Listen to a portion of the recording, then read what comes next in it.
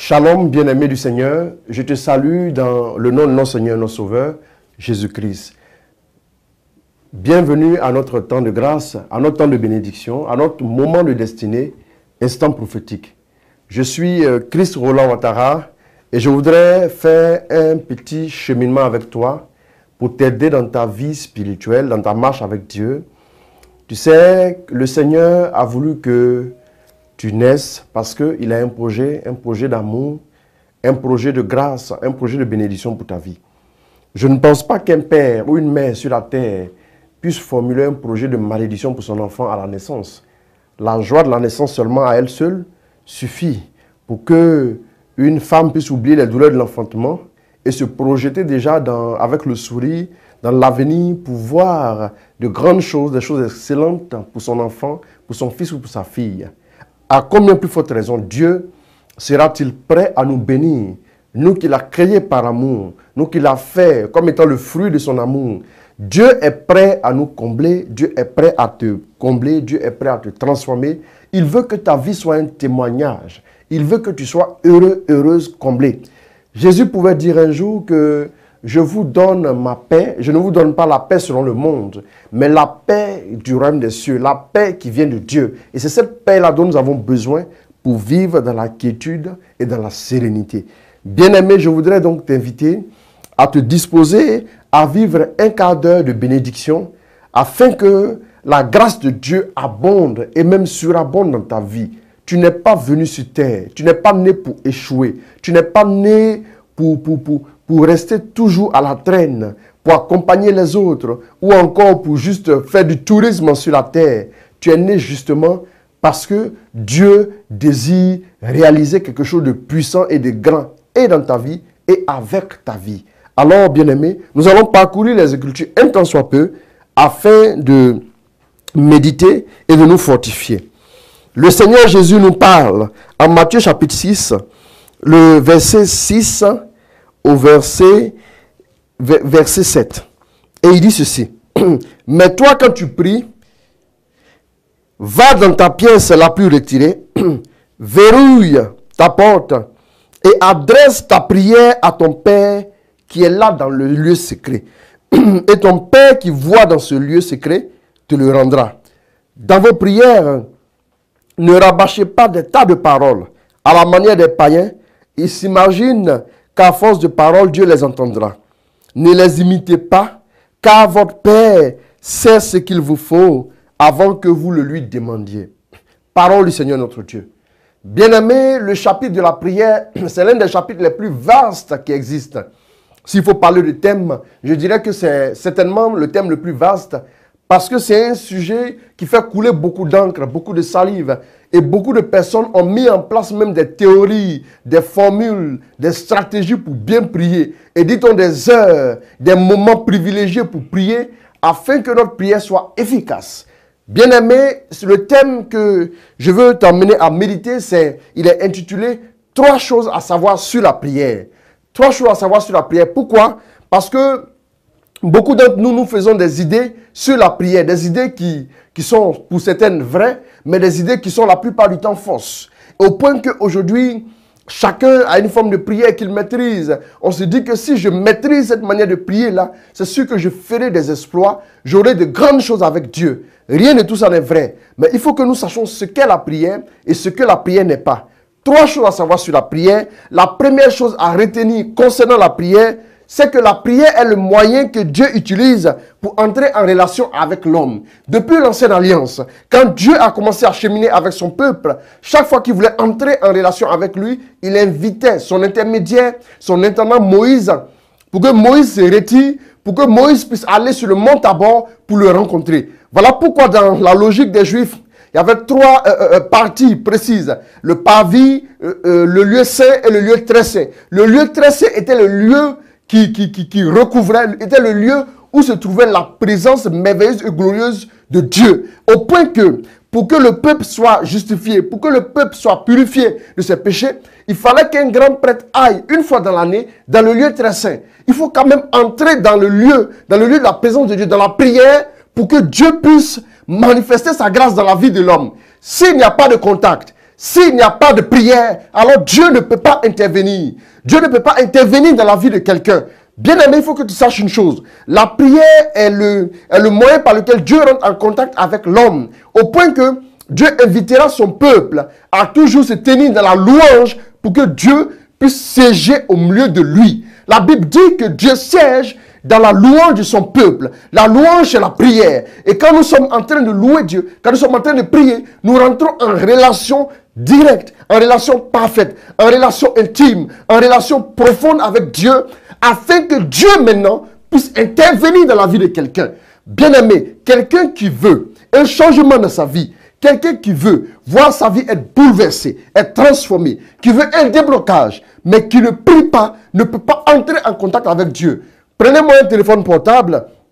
Chacun de nous l'utilise. Nous sommes à l'heure des technologies de l'information, des nouvelles technologies qui nous donnent des moyens vraiment pratiquement illimités pour entrer en relation avec nos proches.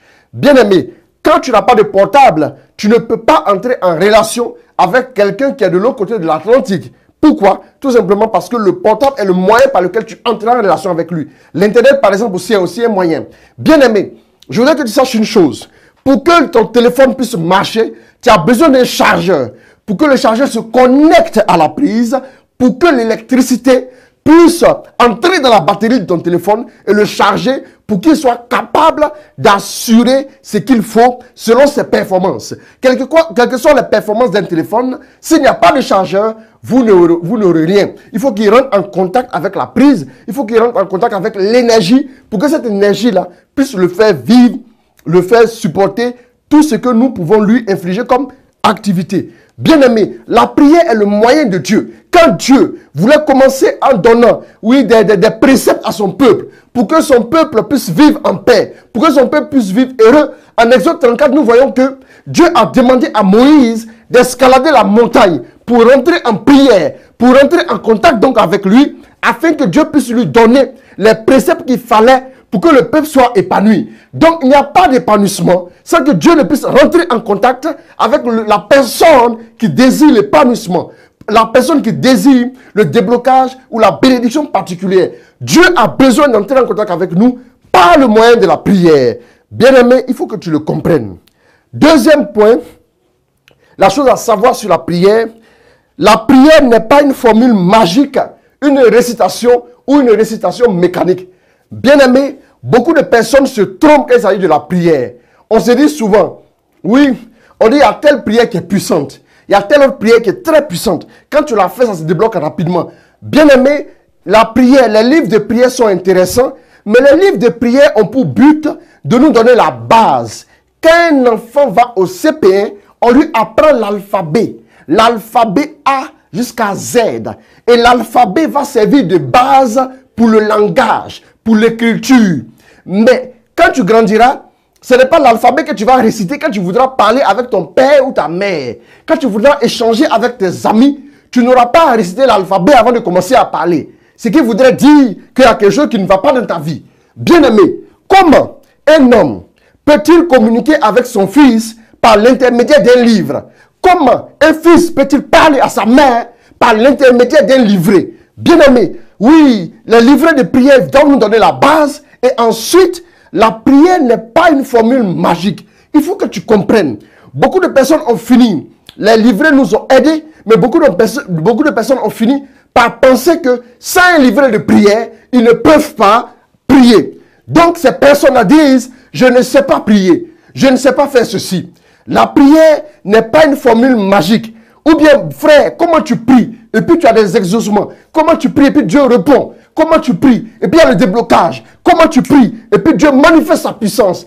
Bien-aimé, la prière n'a pas une formule magique. Voilà pourquoi beaucoup de personnes courent partout. Oui, ils disent, on dit à tel endroit, à telle prière. Quand tu fais telle prière 7 fois, quand tu fais telle prière 4 fois, quand tu fais telle prière 2 fois, quand tu fais telle prière à telle heure, c'est devenu des formules magiques au point que nous avons chassé Dieu du lieu de prière. Bien-aimé, ceci est une fausse idée. À partir d'aujourd'hui, je t'invite à retenir une chose. La prière n'est pas une formule magique déposée qui doit t'aider à rentrer en relation avec Dieu. Non, la prière, ce n'est pas cela. Comment peux-tu vouloir entreprendre une relation avec quelqu'un et puis tu as des formules magiques que tu as recopiées sur un bout de papier? Au restaurant, je sors une formule magique afin de parler à la personne. Si la personne est vraiment normale, elle saura que tu es anormal. Tout simplement parce que la prière n'a pas de formule magique qui est destinée à la prière. Des personnes même vont jusqu'à dire, oui, prends telle prière, envoie-la à 10 personnes à partir d'un SMS et tu verras ce que Dieu fera pour toi. Bien-aimé, si Dieu a donné Jésus à la croix pour moi, ce n'est pas une maison ou de l'argent qu'il ne peut pas me donner. Je n'ai pas besoin de réciter une prière 10 fois. Je n'ai pas besoin d'envoyer une prière par SMS afin d'avoir des réponses. Bien-aimé, toi qui m'écoutes, toi qui m'entends, c'est en même temps la réponse pour toi. Quand on t'envoie une certaine prière, tu commences à trembler. Parce qu'on te dit que si tu fais cette prière-là, tu seras couvert, tu seras protégé. Un père de famille responsable n'a pas besoin que son fils puisse faire des prières avec des formules 10 fois ou 20 fois avant d'assurer sa protection la nuit. Le père veille à cela parce que c'est un père normal, parce qu'il aime son fils. Si Dieu t'aime vraiment, il n'a pas besoin que tu fasses certaines prières à des heures bizarres, avec un chiffre précis, avec des bougies nombreuses autour de toi, avec des formules. Il faut te laver 4 fois et tu pries 3 fois, ça fait 7 fois. Et si tu t'es lavé 5 fois, c'est gâté. Bien aimé, c'est ridicule. Dieu ne peut pas envoyer son fils sur la terre pour mourir pour toi et pour moi. Et puis ensuite, nous allons continuer d'être aussi ridicules, aussi vraiment, je ne sais quoi dire, mais ridicule. Et dire que nous voulons entrer en relation avec Dieu. Bien-aimé, Dieu te respecte. Il faut aussi que tu lui montres du respect. Alors, va dans la présence de Dieu, commence à rencontrer Dieu et vis ta vie chrétienne de façon normale. Sors de tout ce qui commence à devenir des formules, à n'en point finir. Si tu es bloqué dans la mécanique, dans les formules, Dieu est relationnel. Une relation qui se construit sur des formules est une relation qui n'ira pas loin. Parce que nous avons étudié en classe de série C, en classe de terminale C, nous avons étudié les exponentielles X, ln de X. Je ne peux pas aller essayer d'entreprendre une relation avec une femme et dire exponentielle X de mon amour pour toi ou ln de X de mes sentiments pour toi. Ce serait vraiment le comble du ridicule. Mieux vaut arriver là et se mettre à danser comme un fou que de faire des choses pareilles parce qu'elle ne comprendra rien. Le troisième point que tu dois savoir, la prière est une relation amoureuse. Bien aimé, c'est ici que je voudrais que tu te tiennes bien.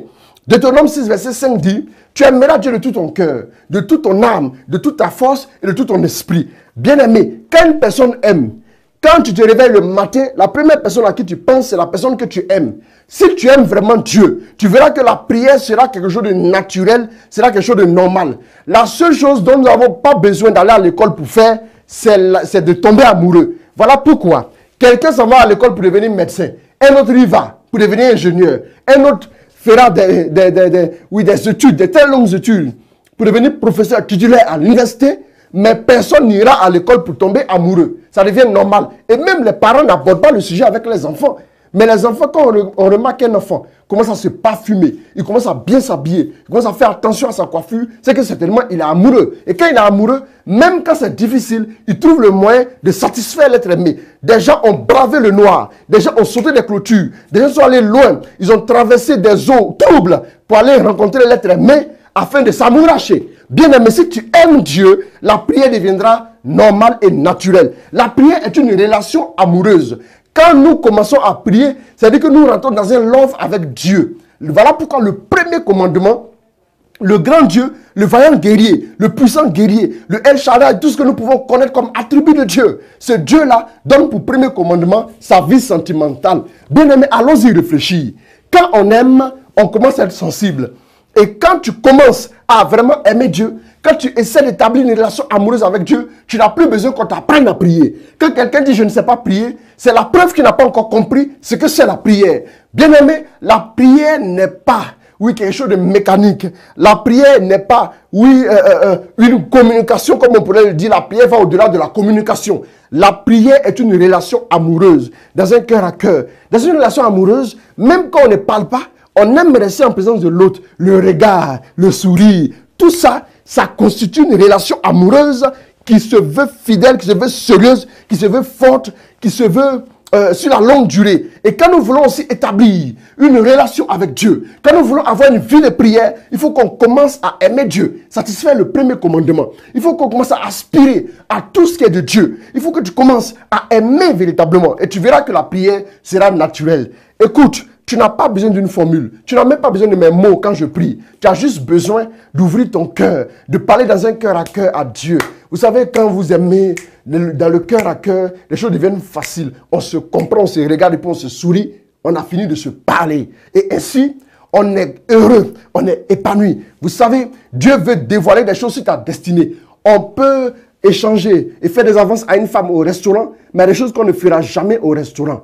Si tu veux aller loin avec Dieu, que ta relation amoureuse soit plus approfondie avec Dieu. Quand vous commencez une relation amoureuse, vous êtes appelé à faire la dot.